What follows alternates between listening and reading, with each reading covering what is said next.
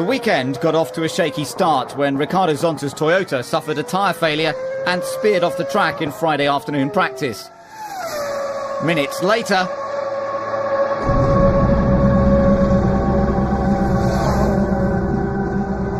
teammate Ralf Schumacher slammed into the wall at turn 13 due to another left-hand rear tyre failure. The incident was almost identical to the one he had last year that kept him out for 6 races. Unbelievably, he walked away from the wreckage unharmed, which is more than can be said for his car.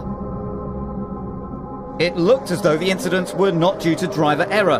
There had been an unexplained drop in pressure on the Michelin tyres.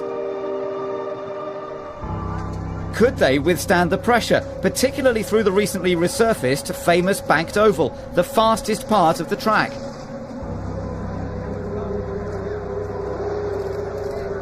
On Saturday morning, Michelin wrote to the FIA saying that they did not have total assurance that all tyres that qualified the cars could be used unless the vehicle speed in turn 13 could be reduced. Meetings took place throughout the weekend, discussing ways of slowing the cars down, such as creating a chicane in turn 13.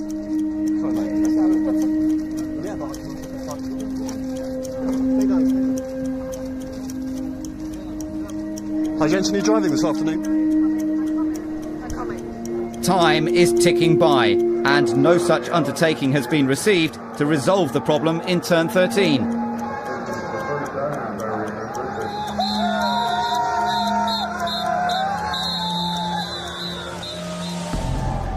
At 12:35, the 6 Bridgestone runners make their way onto the grid as normal, while the dialogue continues. For your information, Peter just called me at the moment discussions are still going on and none of the Michelin teams will leave to the grid until there is a final decision. 12:39 and they remain in the garage. Will they race under speed restrictions, a chicane? Eventually, the Michelin runners make their way onto the grid.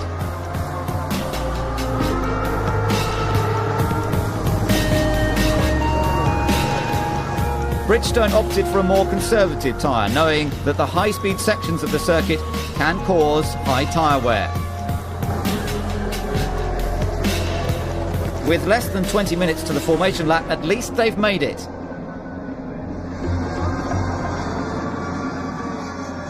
And with 73 laps ahead, the tension is mounting.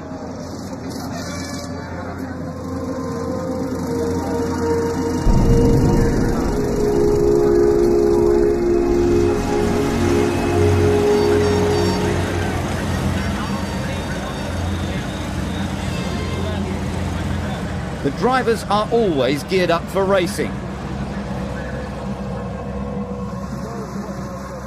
And Formula One needs to win over the massive US market.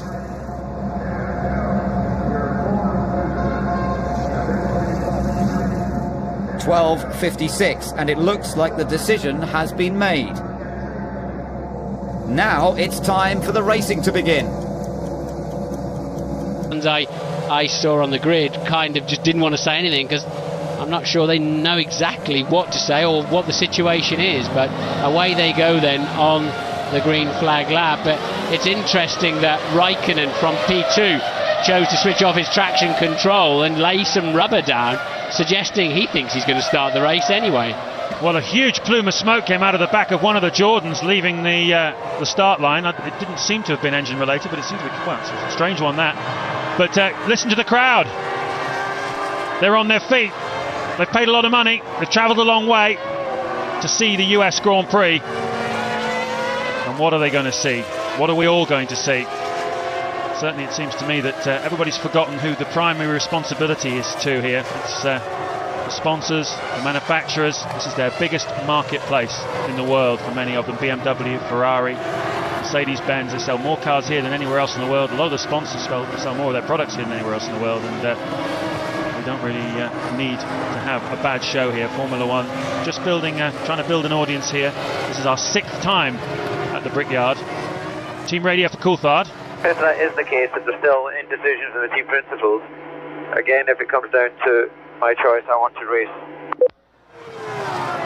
Well, that's interesting. I wonder. Well, they're still negotiating, obviously. Yeah, clearly they are. I know, talking to Mark Webber yesterday, there he is just going through frame now in the BMW Williams. They haven't had too many problems. He feels that quite confident that he could race. It seems we have, instead of a clarity of purpose here, a state of confusion. And Coulthard, for one, is wanting to race. McLaren look like they're getting ready for their cars to come in.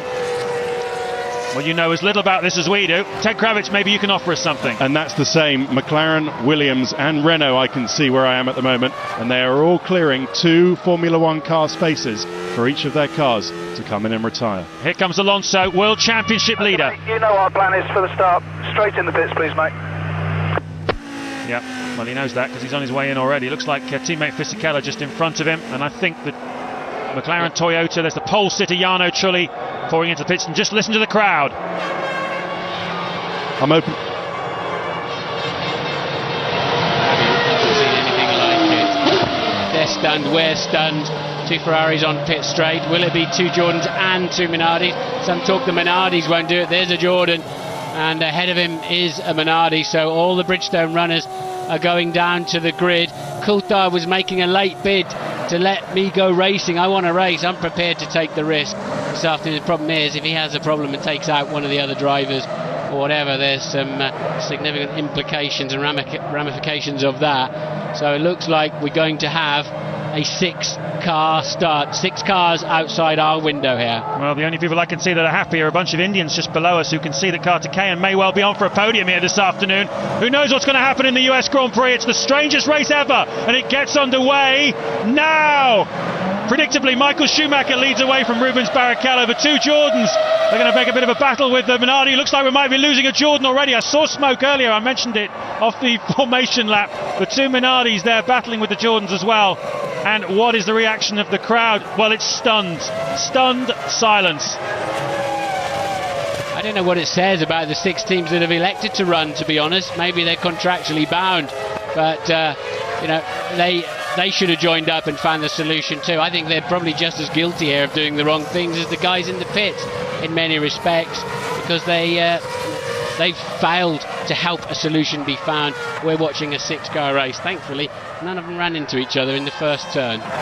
For the record, Michael Schumacher is leading, Rubens Barrichello is second. That's Thiago Monteiro ahead of Christian Albers. Narain Carter-Kayan is 5th, and Patrick Friesacker is 6th, and on for 3 World Championship points here this afternoon. I guess of some interest is who's going to get the final podium slot, because clearly if the 2 Ferraris are reliable up the front, they're likely to finish 1 and 2. It's 73 laps. It's going to take an awful long time here. But who's going to end up the final podium slot? There's a perverse interest in that.